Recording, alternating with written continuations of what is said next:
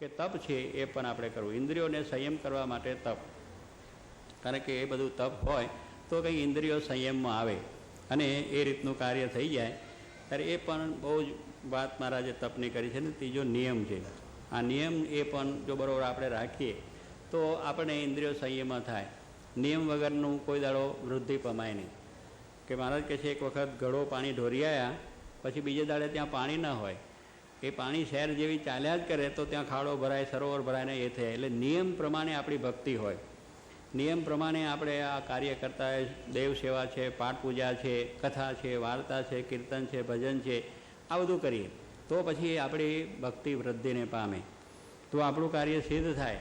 નિયમ તો તમે ગ્રસ્તમાં છો ત્યાં પણ જો નિયમ પ્રમાણે કાર્ય ન હોય તો ઓફિસ પણ ના ચાલે, વેપાર પણ ના ચાલે, ખેતી પણ ના ચાલે, અભ્યાસ પણ નિયમ પ્રમાણે બધું હોય તો એ વ્યવસ્થિત કામ થઈ જાય. એટલે નિયમથી વૃદ્ધિને પમાય છે.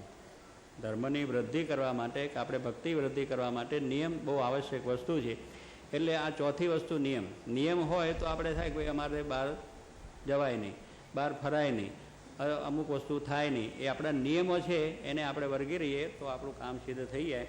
એટલે અહીંયા મહારાજ સમજાવે છે કે આ ચાર વસ્તુએ કરીને આ ચાર સાધન આપણને બતાવ્યા, એને કરીને ઇન્દ્રિયો જીતાય છે. ઇન્દ્રિયોને જીતવા માટે આ ચાર ઉપાય છે. અને આ ચાર ઉપાય આપણે જો થાય એટલે મેં કહ્યું ભગવાનના ભક્તની સેવામાં રાખીએ તો વૈરાગ્ય આવી જાય, ધર્મય આવી જાય. કારણ કે આપણે એમને રાજી કરવા છે, ભગવાનના ભક્તને રાજી કરવા છે.